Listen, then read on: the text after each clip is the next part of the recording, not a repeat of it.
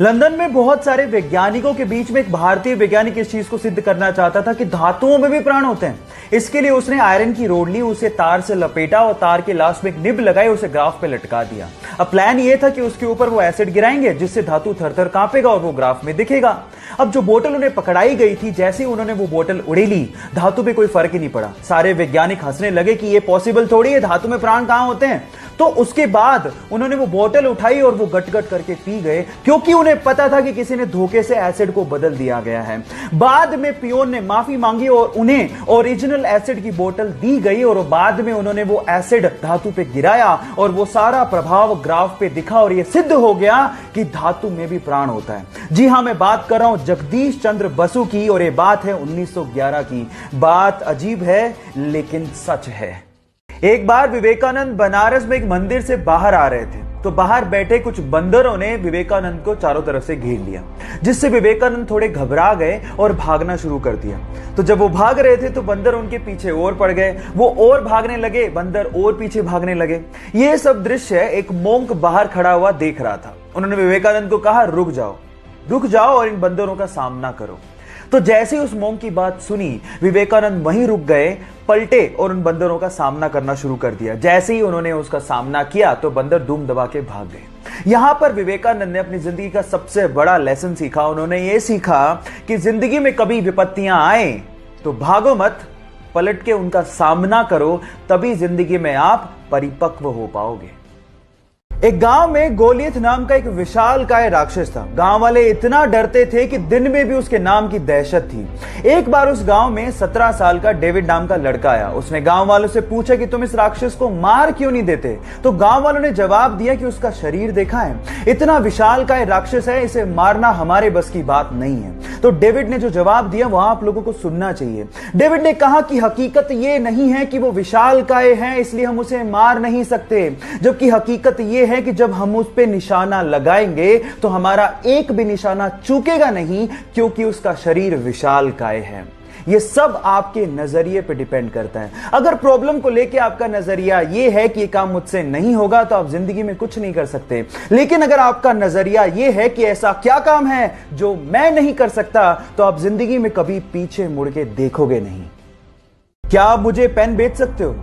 ये question most common question है अगर आप किसी भी कंपनी में सेल्स जॉब के लिए जाते हो तो, क्योंकि अगर आप बेच सकते हो तो आप कुछ भी कर सकते हो। Sell me this pen. मैं आज आप लोगों को इस मोस्ट कॉमन क्वेश्चन का आंसर बताता हूं। ऐसे एक इंटरव्यू में एक बंदे से पूछा कि क्या आप मुझे पेन बेच सकते हो, तो उसने पेन लिया और उस बंदे को थोड़ी देर बाद कहा कि सर ये फॉर्म भर दीजिए, ये लकी ड्रॉ का फॉर्म है और अगर आप इसे भरेंगे तो आप 1 लाख रुपए की लॉटरी जीत सकते हैं। तो उसने कहा बिल्कुल भरूंगा, लेकिन मेरे पास पेन नहीं है। तो उसने कहा ये लीजिए सर पेन, 10 रुपए का है सर, भरिए, may be you can win 1 lakh रुपए लॉटरी। उसने तुरंत खरीद लिया। Now the moral of the story is, अगर आपको कोई चीज बेचनी है तो आपको उसके लिए जरूरत पैदा करनी पड़ेगी, और अगर आपने जरूरत पैदा कर दी तो वो चीज अपने आप बिक जाएगी। Got it? एक बंदा पुलिस स्टेशन में अपने बेल पेपर पे साइन करने के बाद भागते हुए एक ब्रोकरेज फर्म में पहुंचा, जहां पर आधे घंटे बाद उसका इंटरव्यू था। पुलिस उसे इसलिए पकड़ के लेकर गई थी क्योंकि वो पार्किंग टिकट्स के पैसे नहीं दे पाया था। अब क्योंकि आधे घंटे बाद ही उसका इंटरव्यू था तो वो कपड़े भी चेंज नहीं कर पाया। कपड़ों पे पेंट लगे हुए थे और बहुत ही गंदे थे। जब इंटरव्यूअर ने उसकी मार्कशीट देखी तो मार्क्स भी बहुत कम थे, लेकिन उसके बावजूद भी उसने इंटरव्यू क्रैक कर लिया। जानते क्यों? ये क्रिस गार्नर की घटना है और ये सच्ची है, ध्यान से सुनिएगा। उसके आंसर की वजह से उसका सिलेक्शन हुआ। उसने कहा कि सर मैं इस तरह का पर्सन हूं कि अगर मैं किसी चीज का आंसर नहीं जानता होऊंगा तो मैं आपसे कहूंगा कि मैं नहीं जानता हूं, लेकिन मैं ये जरूर जानता हूं कि उसका आंसर ढूंढना कैसे। गाइस, लाइफ में बहुत सारे ऐसी चीजें जो आप नहीं जानते, लेकिन अगर आप ये जानते हो कि उसका जवाब कैसे ढूंढना है तो आप जिंदगी में कभी पीछे नहीं रहोगे।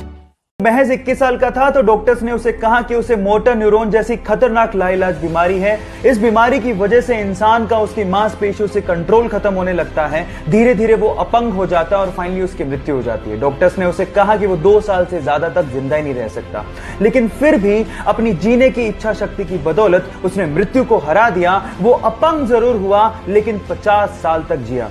इस बीमारी की वजह से उसके हाथ पैर कुछ भी काम नहीं करते थे, लेकिन उसका दिमाग अभी भी जिंदा था और अपने स्पीच सिंथेसाइजर के थ्रू उसने बहुत सारी बुक्स लिखी, जिसमें से एक बुक थी the brief history of time, और उसने रिकॉर्ड्स की झड़ी लगा दी। पूरी दुनिया में 1 करोड़ से ज्यादा प्रतियां बिकी। Yes, I am talking about Stephen Hawkings, जिनका कहना है कि लाइफ में बहुत सारी कठिनाइयां होंगी, लेकिन फिर भी आप कुछ ना कुछ कर सकते हो और सफल हो सकते हो। जब अब्राहम लिंकन अमेरिका के राष्ट्रपति बने तो उन्होंने अपने कैबिनेट में एक ऐसे व्यक्ति को रक्षा मंत्री बना लिया जो हमेशा उनकी निंदा किया करता था। अब लोगों ने सवाल पूछा कि ऐसे व्यक्ति को जो हमेशा आपकी आलोचना करता है, इतना बड़ा पद देने का क्या लाभ? तो अब्राहम लिंकन ने जो जवाब दिया वो आप लोगों को सुनना चाहिए। उन्होंने कहा कि यह व्यक्ति सक्षम है, उसमें प्रशासनिक क्षमताएं हैं और वो इस क्षेत्र का विशेषज्ञ है। मैं मानता हूं कि उसने मेरी बहुत जगह पे आलोचनाएं की हैं, लेकिन देश के विकास के लिए मुझे उसकी जरूरत है और मैं ऐसे व्यक्ति को खो नहीं सकता।